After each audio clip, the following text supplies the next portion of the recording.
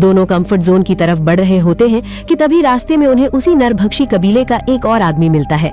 वो जसन के सामने एक अजीब सौदा रखता है। इस लड़की का नकली पैर मुझे दे दो, बदले में मुझसे पेट्रोल ले लो। जसन मना कर देता है क्योंकि पैर के बिना आर्लीन कंफर्ट जोन के अंदर नहीं जा पाएगी। वो आदमी गुस्से में कहता है, मुझे बहुत भूख लगी है, मैं तो इस लड़की को लेकर ही जाऊंगा, रोकना है तो लड़ ले। तभी जसन कुछ ऐसा करता है जिसे देखकर आर्लीन चीख उठती है। जसन उसे उस आदमी के हवाले कर देता है और पेट्रोल लेकर जाने लगता है। लेकिन जैसे ही वो आदमी पीठ घुमाता है, जसन चीते की फुर्ती से पीछे से आता है और अपने धारदार चाकू से सीधे उसकी गर्दन पर वार कर देता है। वो आदमी वहीं ढेर हो जाता है और जसन बिना किसी हिचकिचाहट के उसका एक पूरा हाथ काट लेता है।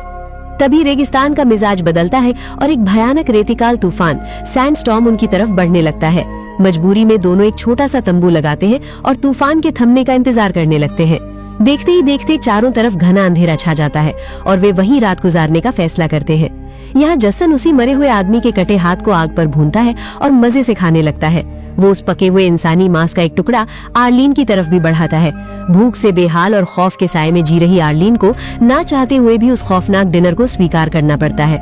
इसी आग के पास बैठकर दोनों के बीच एक लंबी बातचीत शुरू होती है, जहां जसन बताता है कि वो 16 साल की उम्र में गैर कानूनी तरीके से अमेरिका की सीमा में घुसा था, जहाँ पकड़े जाने के बाद से वो इसी नर्क में रहने को मजबूर है।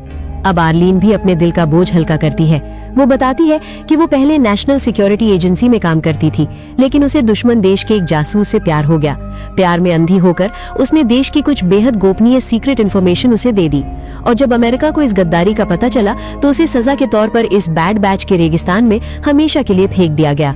एक दूसरे का दर्द सुनते सुनते दोनों जानी दुश्मन अंदर से एक दूसरे के काफी करीब आ चुके होते हैं। लेकिन तभी रात के सन्नाटे को चीरती हुई एक गोली चलती है। वो गोली सीधे जसन के सीने में जाकर लगती है और वो दर्द से कराहते हुए जमीन पर गिर पड़ता है। वहाँ कंफर्ट जोन के कुछ हथियारबंद लोग आ धमकते हैं, जो आर्लीन को जबरदस्ती अपने साथ ले जाते हैं और जसन को वहीं मरने के लिए तड़पता हुआ छोड़ देते हैं। दोस्तों, आगे कहानी में क्या हुआ ये जानने के लिए स्टोरी का पूरा वीडियो मैंने नीचे कमेंट सेक्शन में पिन कर दिया है। वहां क्लिक करके आप पूरी कहानी देख सकते हो। और हाँ, ऐसी ही पूरी सर्वाइवल स्टोरीज के लिए हमारे YouTube चैनल को जरूर सब्सक्राइब करना। बहुत बहुत धन्यवाद।